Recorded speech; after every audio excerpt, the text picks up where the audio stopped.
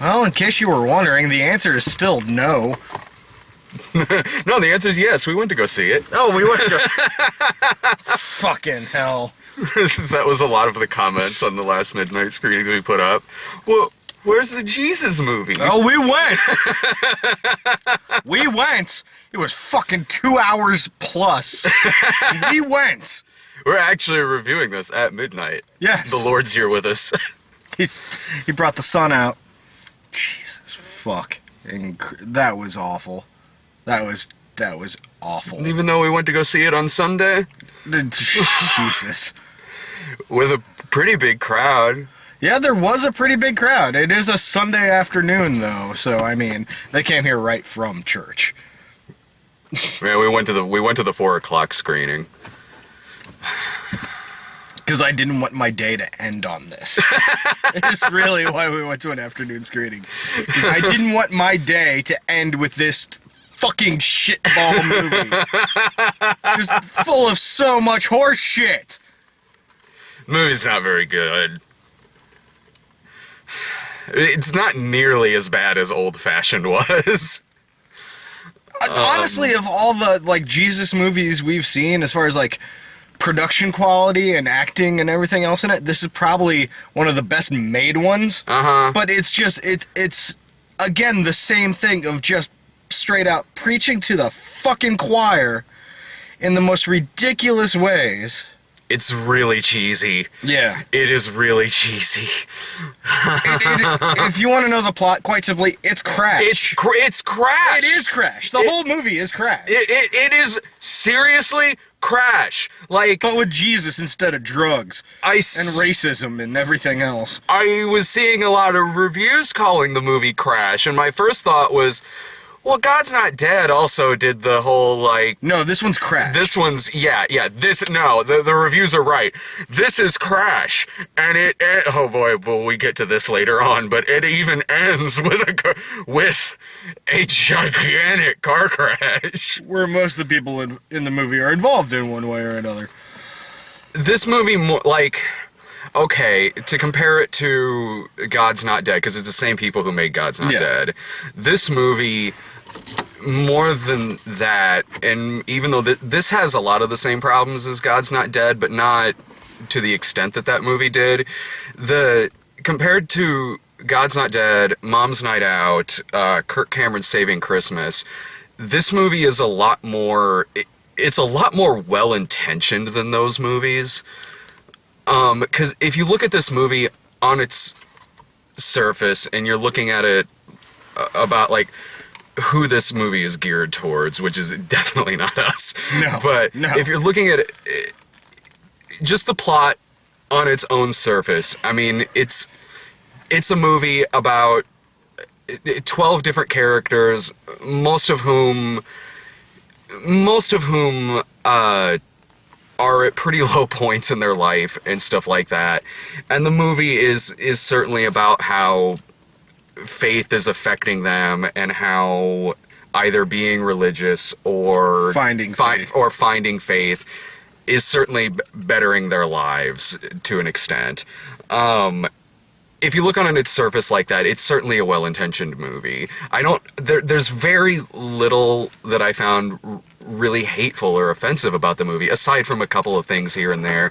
Well, some of the same things that God's Not Dead did, but not nearly to the max that movie did. Yeah, I mean, there's still some things in here that are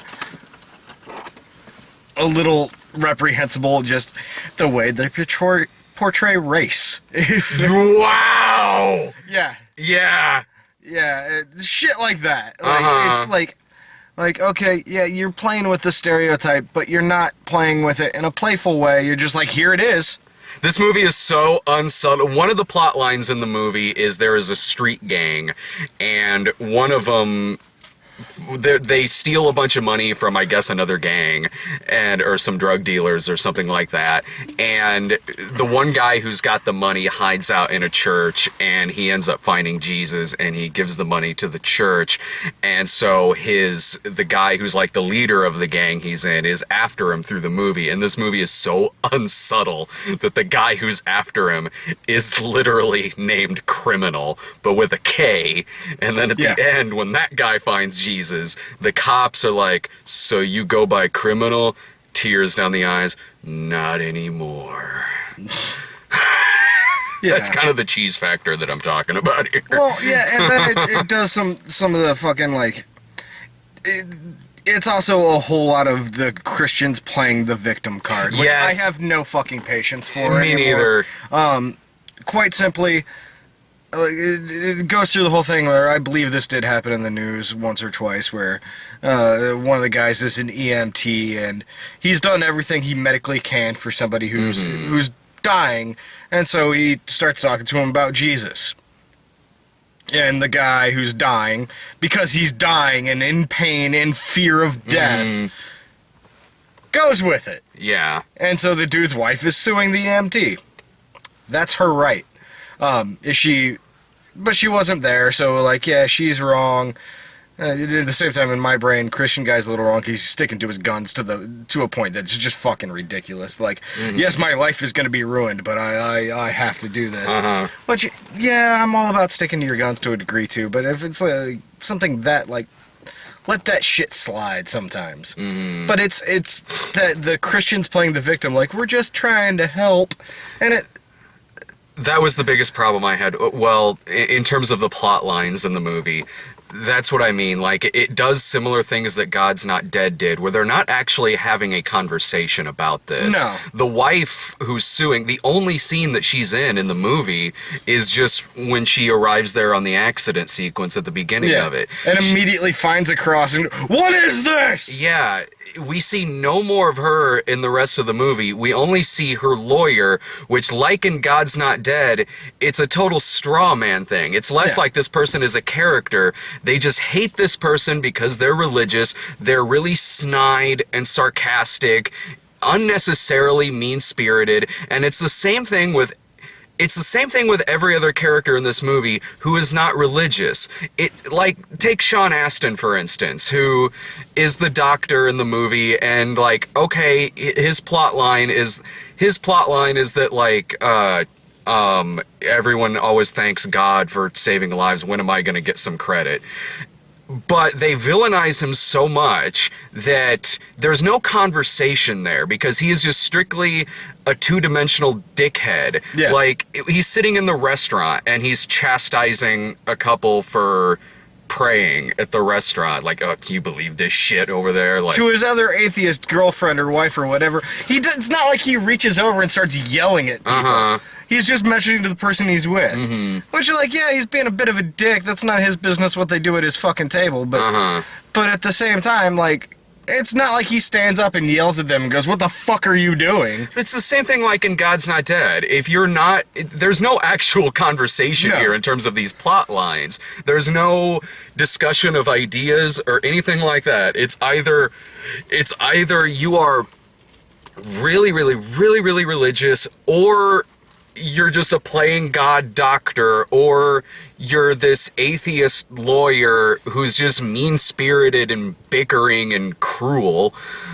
And that's it. It doesn't do... Because there's 10 other plot lines in this movie, it doesn't do that nearly to the extent that God's Not Dead did, which was entirely the focus of that movie. Oh, yeah. By far. By the way, Sean Astin was a little miscast. Like, Dean Cain would have been way better. Yeah. Or hell, switch out the parts. Have Sean Astin play the preacher and have Ted McGinley play the evil doctor. Yeah. You know? The biggest problem I have with this movie... Because, again, I don't think this is as hateful as a movie as something like God's Not Dead or anything like that. Like I said... No, I don't think it's hateful. I think it's every bit as self-righteous and fucking full of shit. It's self-righteous as hell. It's not as hateful. It's still got... they toned down. It's not like outright hateful anymore. It's there under the surface, I think. Oh, the little dig that they had at Planned Parenthood in that one scene. There's all kinds of bullshit in this. Don't get me wrong, but it's not as outwardly like, if you're not a Christian, fuck you. It's still more there. subtle about it than God's Not Dead was. Couldn't you have just made a movie that was, because really 75% of this movie is like I said, it's people, they're going through some shit, and, you know, religion, Christianity helps them through it. I mean, come on, like what?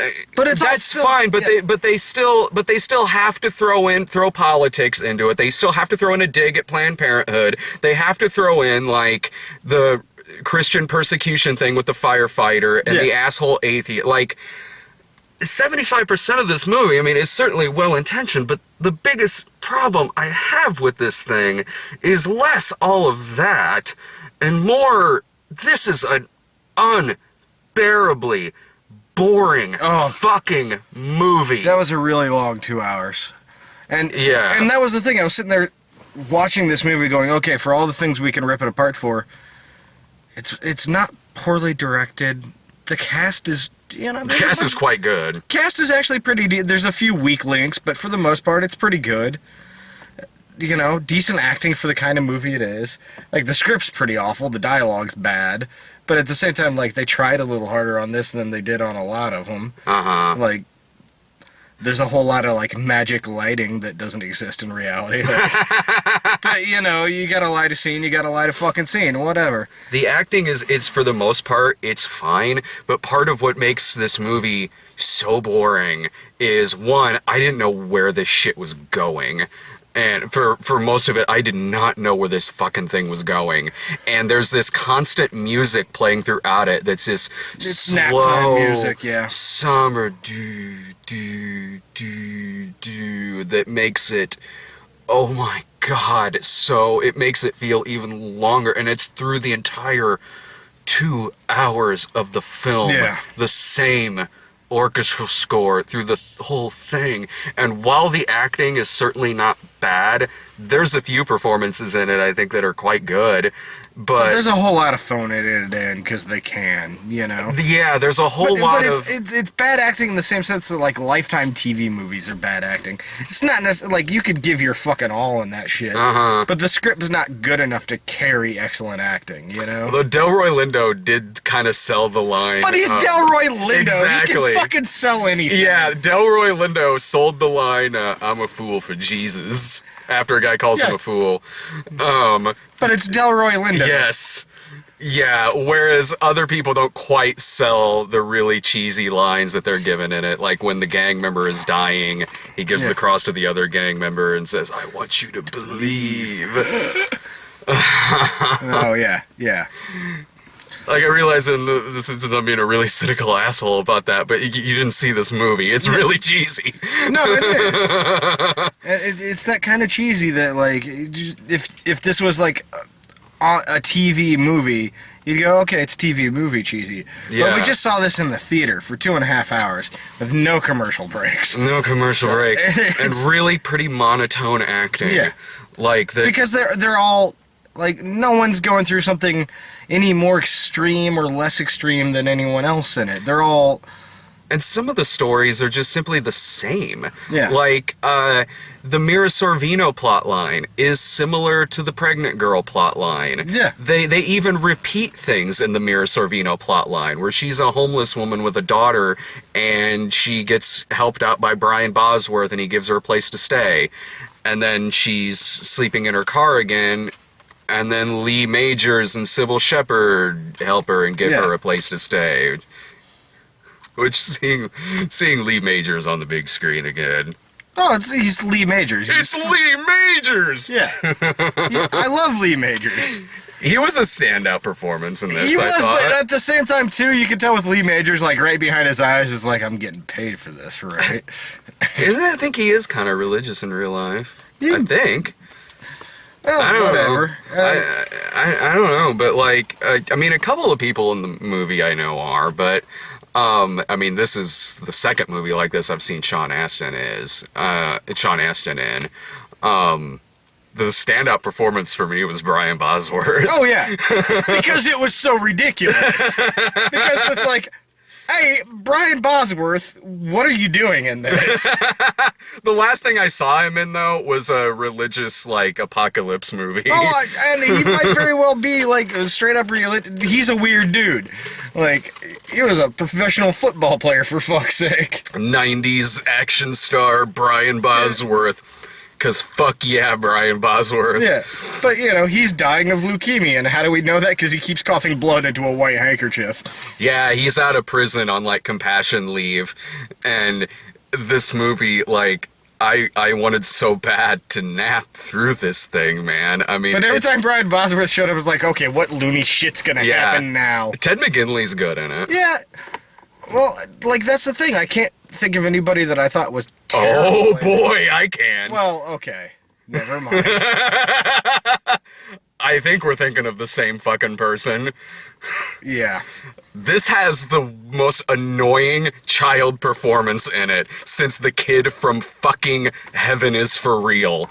Like that fucking jackhammering cute right into your fucking skull. Can't pronounce R's. Says shit like, what is it like, do you always pray before dinner?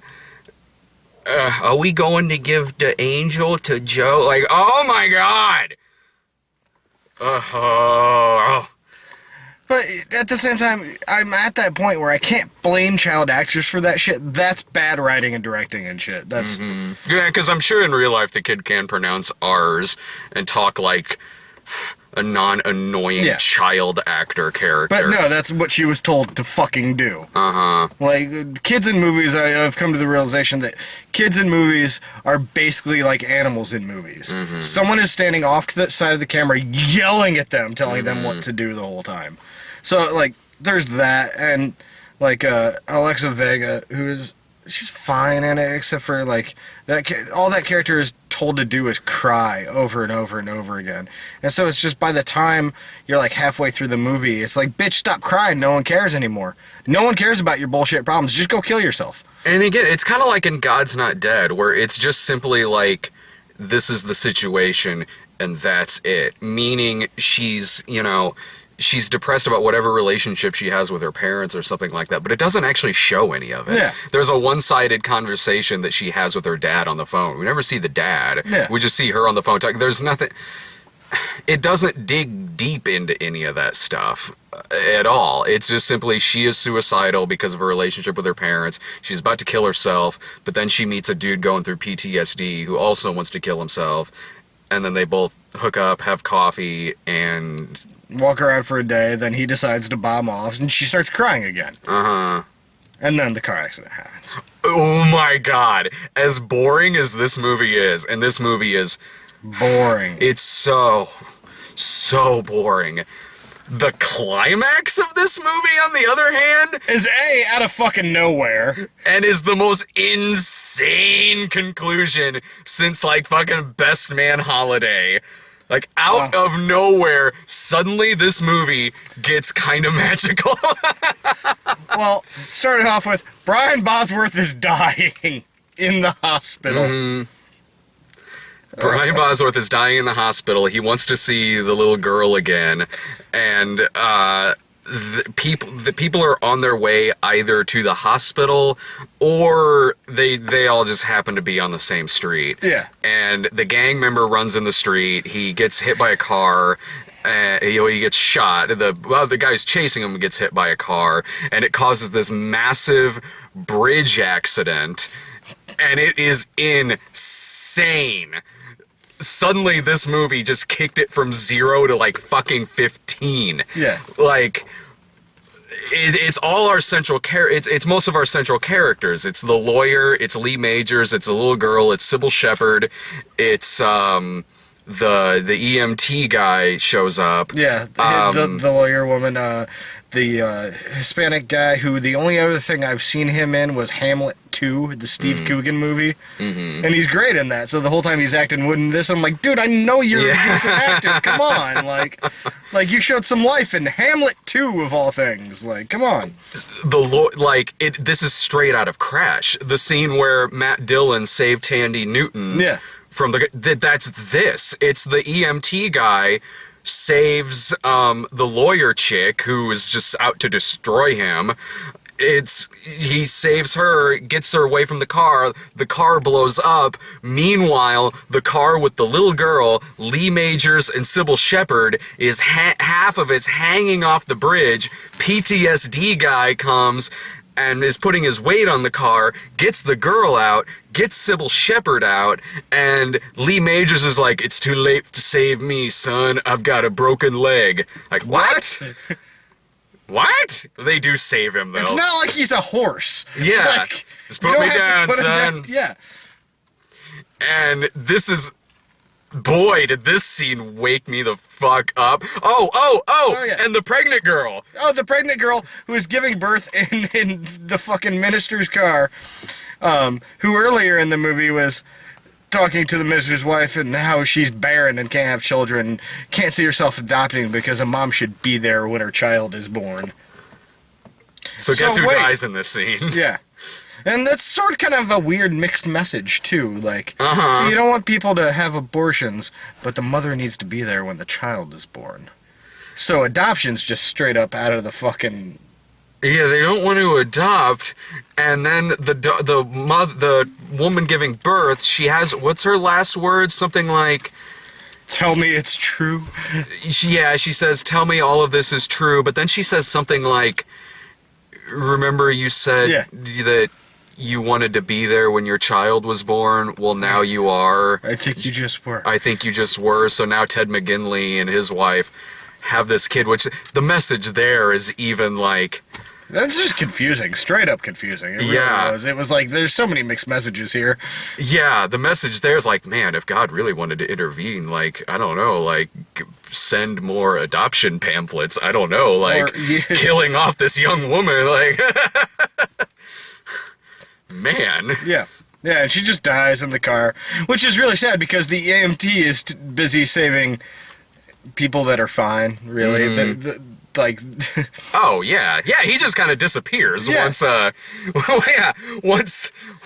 he's helping post-traumatic stress disorder dude get people out of the car. He's falling. But as soon as that's over, he's just laying there. He's fine. And the post-traumatic stress disorder dude is his brother-in-law, by the way. I just would throw that in. That's right. Okay. Yeah. But yeah, and then after... And then, meanwhile, at the hospital... Oh, my God. I was praying for this hard. Wait, I want to stop before we go into that. After the car accident... ambulances and stuff finally show up. The lawyer woman goes up to the EMT and goes, "Why did you save me?" And he gives some bullshit about turning the other cheek and shit. But the fact of the matter is, it's his fucking job! It's your job, dude! You were doing your job, man! Yeah, don't talk to me about Jesus when you're just doing your job. Hey, David, did you file those papers today? Of course, the Lord told me to. No, it's because you fucking pay me!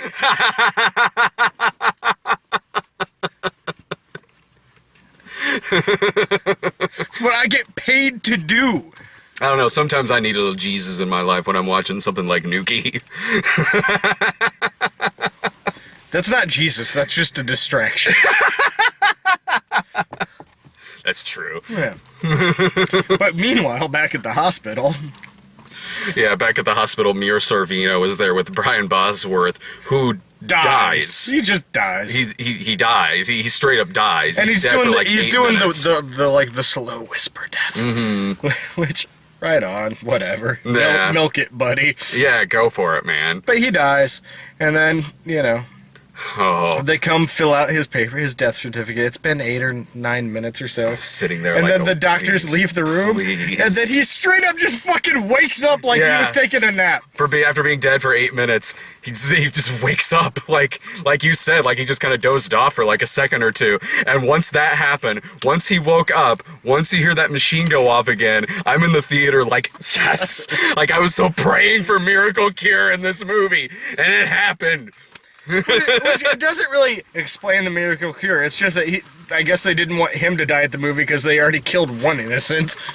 I had a feeling it was going in that direction. I'm like, the way that this movie is going, like earlier when he's talking about how he was using prayer as medicine, and you know, it was Sean Astin's character being there, like, okay, he's probably going to witness like a miracle. So or that's something. another message in this movie too. Medical science means shit as long as you pray. Yeah, Your stage 4 leukemia, because basically they never outright say it, but they're basically implying that he died and came back, and his leukemia, his stage 4 leukemia, is magically gone. Yeah. Because he feels amazing. He straight up says, like, you can go ahead and check me out if you want, but I know nothing's gonna be there. He's talking about his leukemia, which you're right. That's a pretty, like, that's another thing about this movie where they're getting those weird digs in so subtly, or like it seems so subtle because it's everything else in these kinds of movies has been fucking like people putting hams on their fists and punching us in the face. Use prayer if you want, man. Like, you know, if you're dying, use prayer, fine. But also go to the hospital. Oh, also please. take medicine. Also, get yourself freaking checked out, man. Yeah. If prayer is part of your regimen, good for you. If that's something that you feel is necessary, if that's something that gives you comfort, brings you joy, and gives you hope, absolutely, please. And it goes along with everything we've ever said about religion. These things are like, if it's your bag, it's your bag. Awesome. No fucking disrespect to you whatsoever, unless you make these fucking movies. And then you can suck my big fat dick. I liked it when we went to the restroom when this was over, and I could hear you go, man, Hitler had better PR people than God. Than these fucking movies. It's true, because these movies are a horrible representation of Christians. It really is. It really is, because all these people in the theater are like, yay. They're all they're caring about is the fucking bullshit message that these movies are pumping out, and not the fact that everybody in them are horrible, one-sided human beings. Yeah, because Sean Astin doesn't even really learn anything at the end of it. No, he keeps on... He gets dumped because he doesn't convert. Yeah, which, what the fuck? Yeah, he instantly gets dumped because now that lawyer girl was saved, the lawyer girl was Sean Astin's girlfriend, and now that lawyer girl has been saved by religious EMT guy, and Sean Astin doesn't believe in miracles. No, he doesn't. He believes, like, in medical science, because he's a fucking doctor. He's a doctor. He believes that there is probably a logical explanation as to why Brian Bosworth woke up. And so he doesn't want to convert or anything like that. This is all happening the same night, by the way. And this conversation they have is less than 2 minutes. Oh, yeah. She dumps him. She straight up dumps him. And I think about this, and it's just like, if all the people in the movie, he gets the short end of the stick, because, yeah, he's kind of a jerk, but he's never, and he's a little mean, but he's never, like, outright, like, fucking cruel to anybody like she was. Yeah, not like, you're right, I mean, he's a dick, like, when he was doing the shit in the restaurant and stuff like that, but, like... Not compared to what Kevin Sorbo was doing in God's Not Dead or Dean Cain. What the fucking lawyer girl was doing in this movie. Like, the one that dumps him because she found Jesus. Like, maybe we can, like, try working this out or something? Yeah. Like, if this is really an important relationship, I mean, what the fuck? No, it's bullshit. Everything in these movies is just it's the showing the worst side of Christianity in any form whatsoever. Like, at least this movie didn't straight out fucking, like, attack Muslims and Jews. Or, yeah, like all the shit that God's Not Dead did, and the really uncomfortable shit that Mom's Night Out was doing. And this movie is this movie is wildly better than Old Fashioned was, But- by far. But at the same time, it's throwing out that stuff about medical science. It's like Yeah. the girl Alexa Vega plays, who's obviously tried to commit suicide a few times, but in the end, all she needs is Jesus. Therapy maybe would be important. Yeah. and I don't. If you go to a hospital and they think you've committed suicide, if your doctor thinks it or tried to, you don't get to fucking leave. Oh yeah, well, how did that scene go? Sean Astin was like, "Did you try doing this intentionally?" She's like, "No." It's like, He's like, "All right, you're bye." gone." And the way she apparently tried to kill herself, according to the makers of this movie, this is a way people. She ate Chinese food that she knew she was allergic to. Yeah. If I'm gonna go out, I'm gonna go out on some Kung Pao chicken. Fuck. Jesus Christ. But before I forget, there is the that old lady in the audience who, oh my god, at one point she was making The black guys are talking. Oh my god, she was making some noise through the movie, and for the most part I couldn't really tell what she was saying, except for one time, and I leaned over to Dave and I was like, "Did you hear that too?" And okay, so there's there's a part in the movie where Criminal with a K and PB Pretty Boy, the two gang members in the movie. The black guys that don't get real names till right before they die. Yeah. They're talking to each other, and they're not even, I mean... They're not really using a whole lot of slang or anything. They put like, yo at the end of every sentence, or, you know, they're not using Or B heavy and shit like that. They're not using heavy slang to the point to where it's fucking, you can't tell what they're saying. It's not a Snoop Dogg video. I mean, it's white people's version of black slang. Yeah, it's not like some of, like, you know, Franklin's lines from Grand Theft Auto 5 or something like that. So anyway, this scene ends. This old woman who's in the theater, some rows behind us, just, I guess, leans over to whoever she was with. And said this loudly. Very, very loudly, because she probably wasn't that close to us. No, they were in the back. Yeah, she goes, "I didn't understand a word of what they were saying." In obvious old lady voice. This was obviously like an 80-year-old who said this. Yeah, no, this was awful. It really was. It was the most subtle of these movies so far. I will give it that. Like they aimed for subtlety, and they aimed to like we'll try and have an actual story in here too. So maybe the message will just sink in, and we won't seem as hateful and wrong. And yeah, they did a good job of that, because while in the theater, I wasn't sitting there going, "You fuckers, how dare you!"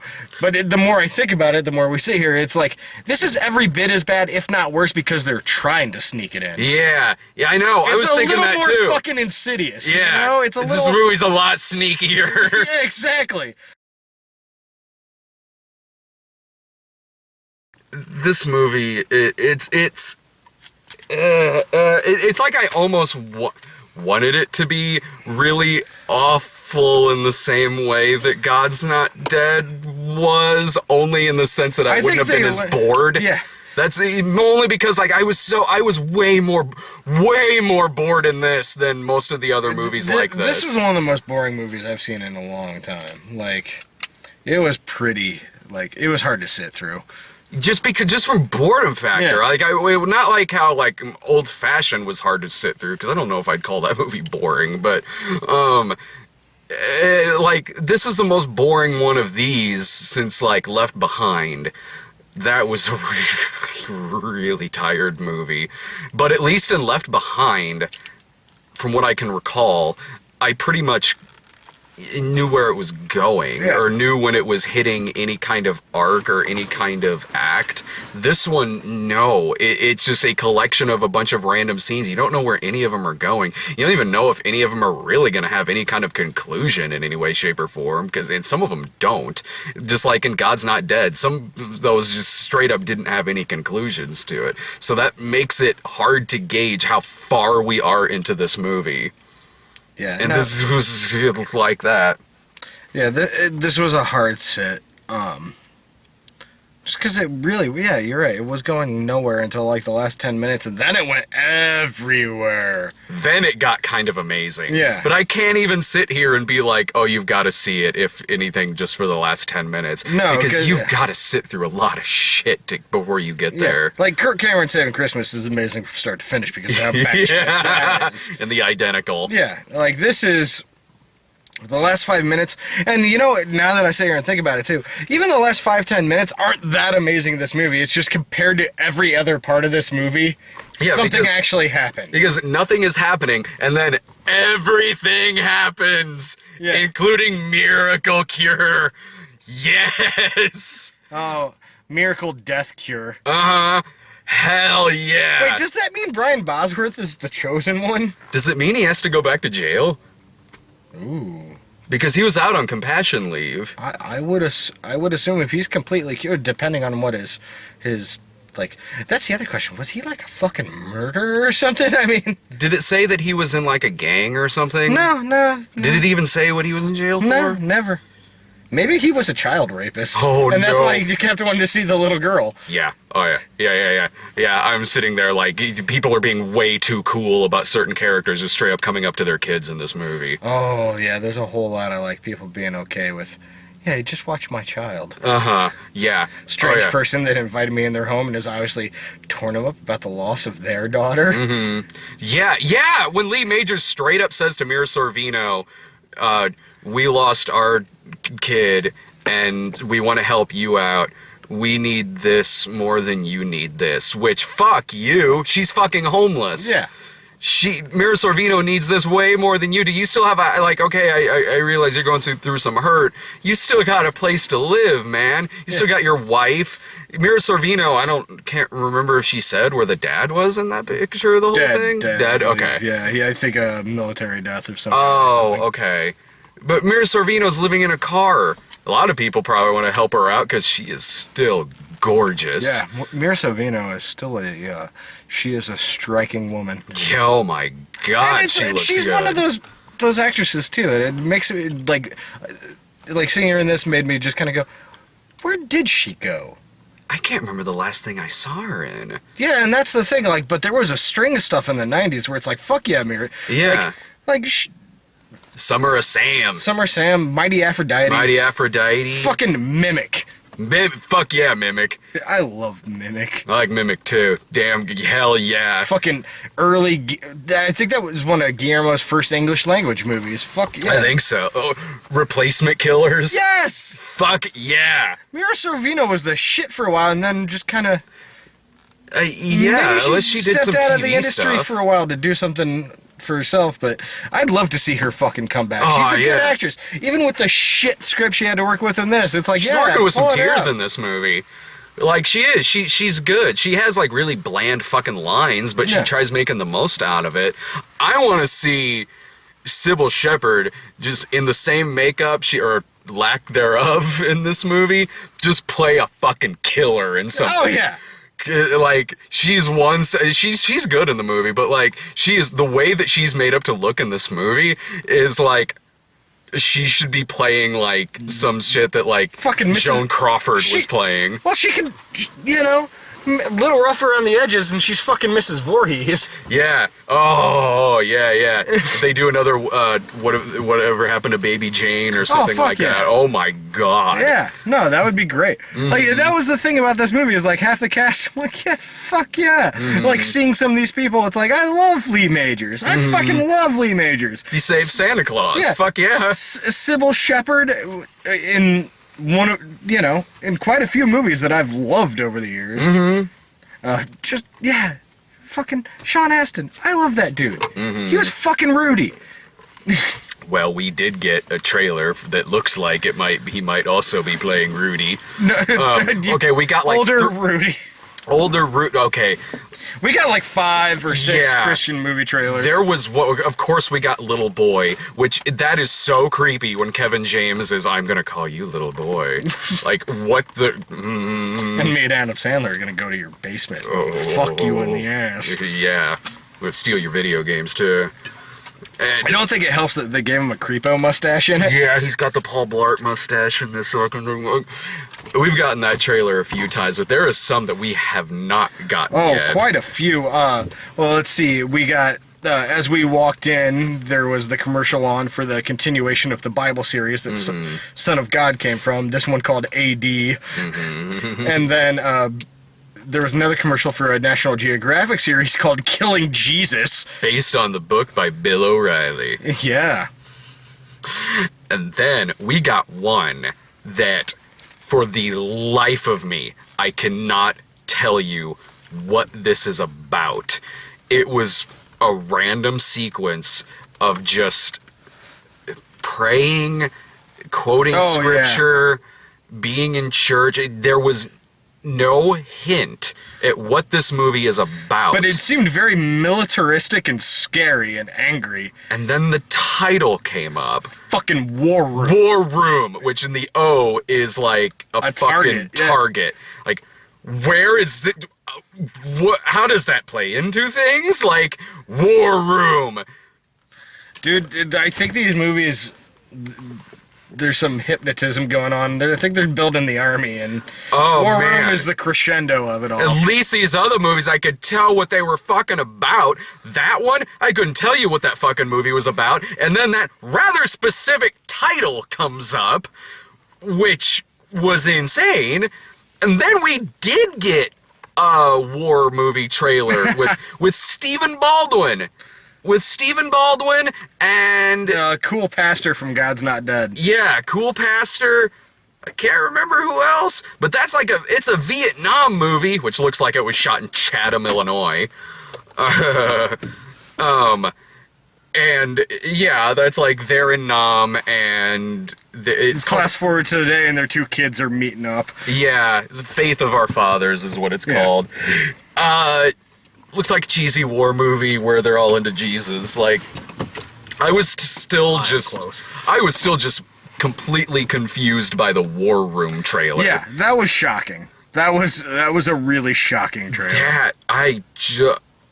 And then we got the Sean Astin one, which just... It looks like a sports movie with some Jesus in it. Yeah, it looked like, I saw... Remember the Titans with God. Yeah, like, I saw a movie like that last year, that When the Game Stands Tall. Yeah, well, I think it's going to be like a mixture of that with a little bit of the Jackie Robinson story in the 70s. Mm-hmm. Yeah, it looked like what it was, inspirational sports movie with God, with God stuff in it. It looked uninteresting. It just looked uninteresting, really. Like, kind of like I was probably still sitting there like, I've got to find out more about this fucking War Room movie. What was that? I'm so scared, though. When I saw the dates, they're kind of spread out throughout the year. Yeah, and it's gonna be a long year. Like, for every, I swear to God, if something opens opposite something I want to see, fuck you. But these, though, we don't even go see, because we see these at a different theater. So we see these at a completely different theater. And even if they do get pre-screened, which I don't know if they do or not, we're busy over at the other theater watching... We'll come see the Jesus movies on our own time. Yeah, we see the Jesus movies on our own time. They're their own separate thing. It's like a special, fucking sadomasochistic treat for us. We still do this to ourselves, man. Even though we sit through these... We know better. We sit through these. We are typically miserable through them. But whenever a new one comes out... We're like, fuck yeah! Yeah. Like, Jesus movie? Let's go. Yeah. And then we're angry for a week. Yeah. And then the next one comes out like, ooh, Jesus movie. Yeah. Fuck yeah! Warm up the car. New Jesus movie playing. Oh my God. If one were to come out next week, we'd be there next week. Dude, we're fucking going, man. Yeah. I still think... It's at that point now where we need to make our own low-budget Jesus movie. I've given thought to making a spoof of these movies. No. I'd fuck straight up making a spoof. I mean straight up make a pro-Jesus movie. Because you know what? The money these fuckers are making, we make one Jesus movie at 10 grand. We pull in $500,000. We can fund our next 5 projects. I'll see what I can do. Dude, come on. Ryan playing a minister, it's perfect. Mm-hmm. Oh, man. I'll see what I can do on that front. Yeah. I've written some fucked up shit. I don't know. That sounds like a challenge. I'm always That, up for a sir, challenge. is what tequila is for. I will watch Tequila and Benetti to get warmed up for writing. So, B. B? What you doing, B? Poodles? It would say something about poodles, B? Poodles? Oh, Burritos. I could go for some burritos. What you talking about, B? Don't you go anywhere. Homeboy and I'll be right back after this. Do do do do do.